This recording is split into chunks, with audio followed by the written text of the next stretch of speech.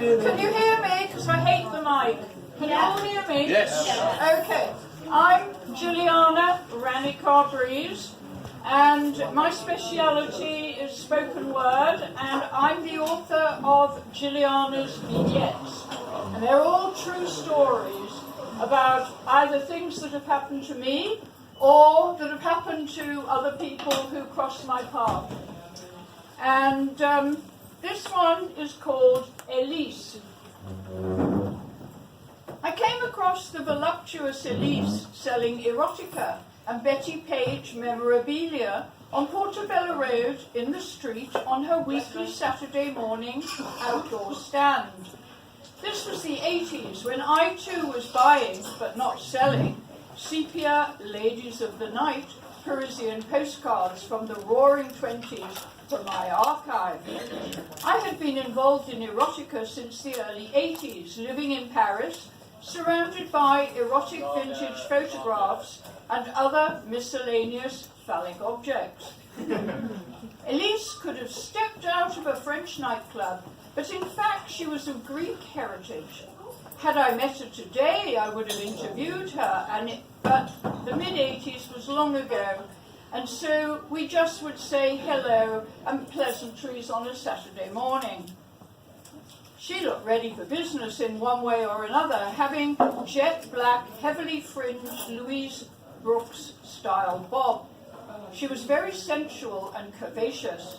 We just talked shop, but one day, however, discovered we both had a love for Cuba.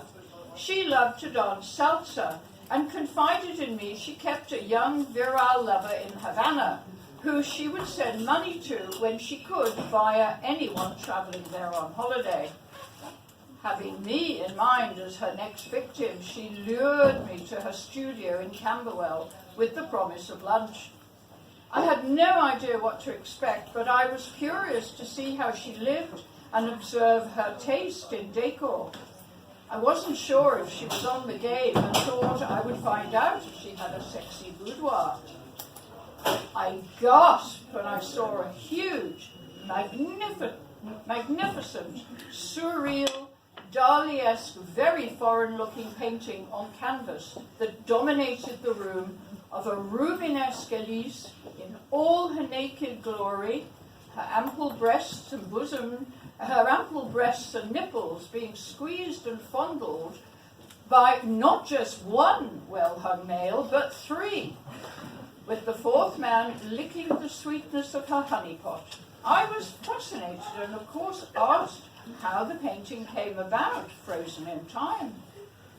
She explained it was for a photo shoot at the Kit Kat Club in Berlin for Taschen Books, and had been set up for a very explicit session.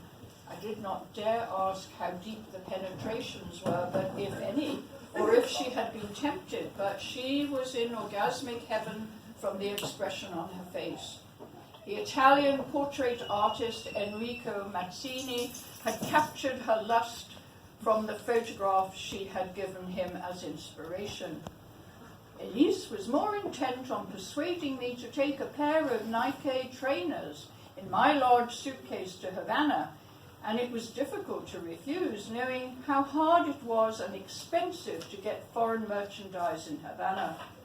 Her toy boy never got them in the end, and I had a very unpleasant evening with the young puppy lamenting the loss of his missing Nike. Yet another story to be written.